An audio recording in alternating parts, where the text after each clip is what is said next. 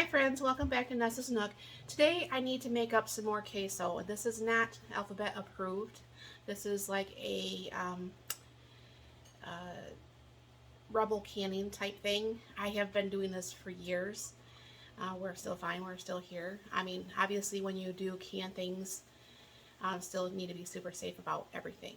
But I'll bring it down here, I'll show you what I'm going to do. I'm not using the Rotel like I normally would because I'm cheap. So my sister had bought me, these went on sale at Kroger's earlier this year for $2 for $1 for this big can. Now what I'm going to do is I'm going to take my immersion blender and I'm going to just,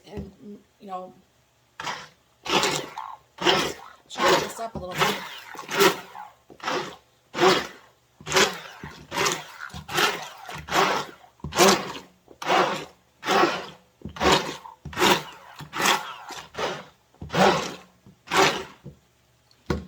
Without getting tomatoes everywhere. I guess I should probably put on my apron, hey?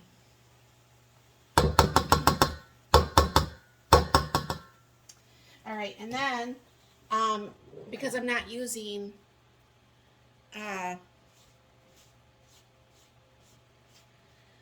the one tomatoes with the stuff, with the hatch peppers, these are my freeze-dried hatch peppers. I don't add a super lot because I can't stand a lot of heat. However, that works nicely. So what I'm going to be doing is I'll stir this up a little bit. What I will be doing is I don't water bath, I steam can because it's just easier for me to lift. And what I will be doing is adding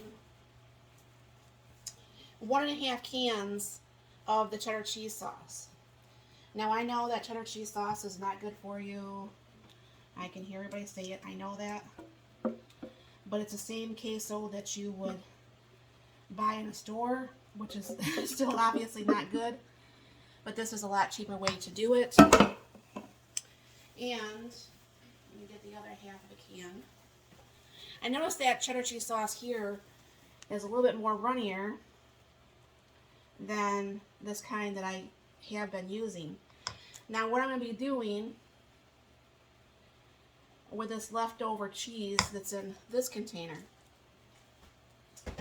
is, you guys have seen me add cheese to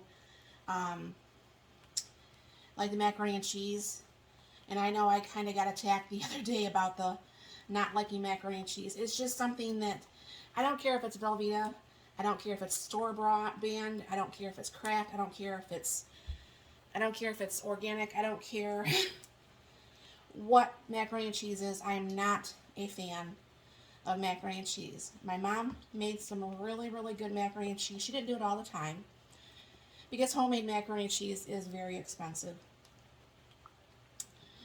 But I grew up liking her macaroni and cheese, and that's what I like. You're not going to convince me otherwise, but like I said, I didn't eat that like every week either. That was like maybe 2 to 4 times a year. It didn't seem like it would happen very often. Kind of like the homemade noodles. I mean, I loved it, but it didn't happen all the time.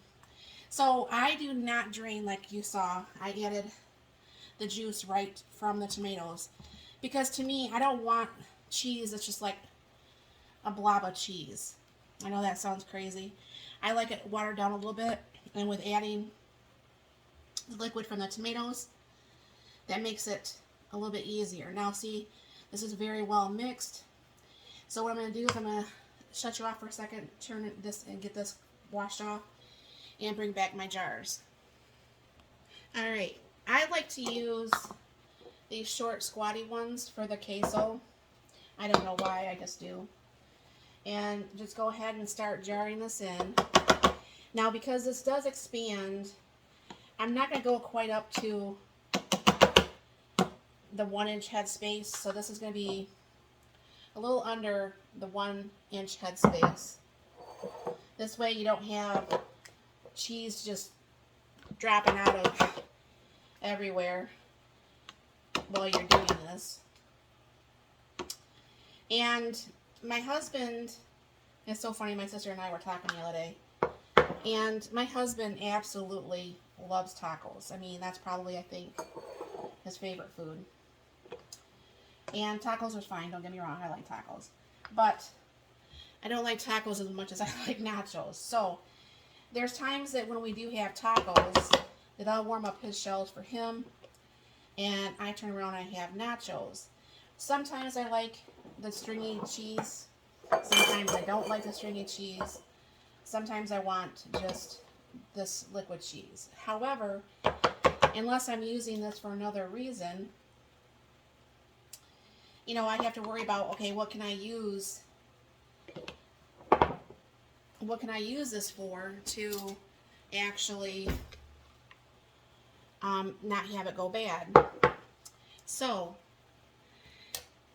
what I'm going to be doing is once I fill up a few of these, I'm going to fill up some of the jars, the half pints. I use the short squatty ones. And as you see, I'm gonna have to clean the rims really well. I use the short squatty ones because we use that for yogurt. And I don't know for sure how many we're gonna get out of here because, of course, you know me, I don't measure anything.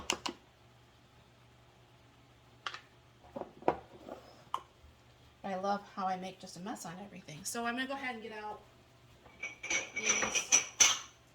So this way I have 6 so far of the short ones, and then I'm gonna do up 6 of these. If I have some extra, then I'll go ahead and fill up more of the jars. And that's too much in there. I don't want, because I've made it where, you know, I've overfilled it a little bit like that, and like I said, it just makes a big mess and it comes out the jars, and you have to worry about the seals and blah, blah, blah. So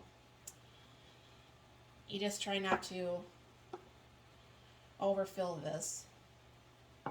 And then what's going to happen is when I do that leftover cheese, so I know the difference between the queso and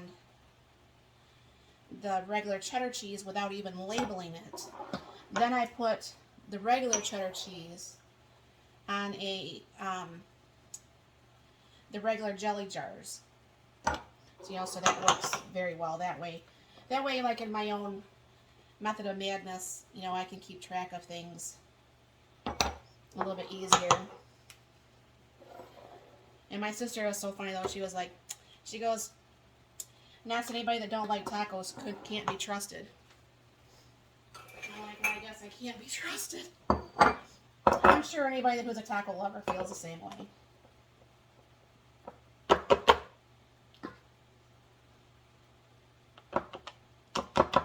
I mean, I like soft tacos better than I like hard tacos. My husband, he prefers hard tacos.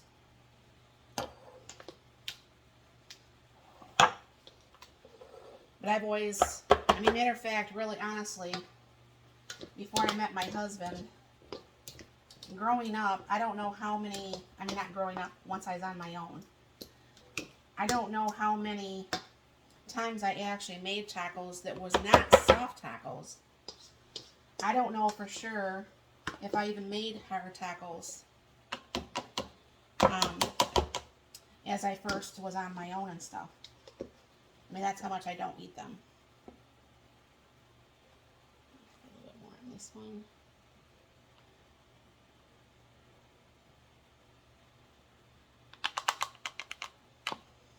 You know, but so like I said, each to its own of what they like and what they don't like. So let me go get a clean rag. Even though this is a clean, I just started it with it today. Anytime you're canning, you're going to want a brand new clean rag. I'll get out my jars, or my lids and bands, and I'll be back. Okay, I just have my rag out right now. I'll start with my rag, but you just make sure, some people, they use vinegar around their stuff. Even the 4 jars that I am affiliate for, there's actually going to be a 10% coupon down below. They suggest that you wipe the rims with vinegar. I'm not a fan of wiping my stuff with vinegar, and I don't know why. I stopped actually even using vinegar in the water due to I have to wash the jars anyways, you know. So what am I really not washing off or whatever? So I'll finish these up and I'll bring you back as I'm ready to jar these up, and I'll get out the steam canner and get that ready. Alright, like I said, I am a 4Jars actually affiliate, but I also said I have probably about this much more of these ones I had got from the Amish store a couple years ago. So I'm going to go ahead and finish using those before I dig all the way into my 4Jars. The 4Jars does work very, very well. If I have to choose two brands, it's definitely this kind from the Amish store, which is very hard to get. They've gotten very, very, very, very, very super expensive. And definitely the 4Jars. Everything that I have canned in the 4Jars has had 100% seal success rate. So to me, that's very good. And obviously when you are wiping the rims, anybody knows that you are feeling for any chips. You just close this fingertip tight. And that's what you're doing when you're doing this. And I'll bring you back once I get out the steam bath canner. Alright, I'll bring you over there. Now, as I said previously, I use this kind, and it actually has like a ring of when the green starts, so like you would know when the boiling would start, and that's when you start your time. Which makes it really nice because, like I said, I like pressure canning. I like steam bath. I'm not a fan of water bath. But that's, you know, each person has their own thing of what they like and what they don't like. By the way, this cheese was cold. I didn't preheat it or anything. Some people preheat it. Some people don't.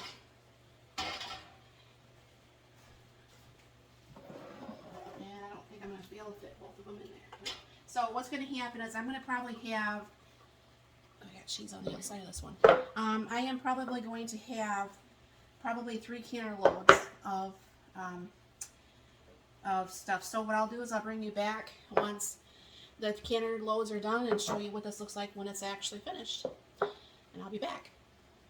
Alright, that first batch is actually done. Now, I don't know for sure if you've watched enough canning videos. This has been setting for a good probably 20 minutes. I have learned from last year or the year before when I blew up the tomato stuff by not waiting, that it's just easier just to wait a few minutes. Let everything kind of like settle down a little bit before you take off the lid. And just like with your Instapots, you always open the lid away from you. And of course I like to try to leave that lid on for a couple minutes while that steam's going out. So just in case anything wanted to explode, it's still exploding only in the top. Everything looks good. So put that over in the holder. And this is what the queso looks like. So like I said, I have 7 things of queso in here. And I have 1 more pint. I have 6 half pints. And then I have 9 half pints of just regular cheddar cheese. So what I'll do is I'll get this canner back around, get it going, get the second batch, because this will actually make 3 batches today of the cheese that I'm doing. Get this last one down here and I'll bring it to the towel. But this is gonna sit there for like the 24 hours and you don't move it. And that will be that, and I'll get that canner around and I'll give you guys a final picture of what all this looks like when it's all canned. Here's all of the queso and the regular cheddar cheese. This is like this the 8 ounce of queso. These are the 8 ounces of the cheddar cheese to make like macaroni and cheese. And this is the pints of queso. So I was wondering why my jar, or my canner, was like super cheesy. And only one of them actually had kind of overfilled a little bit.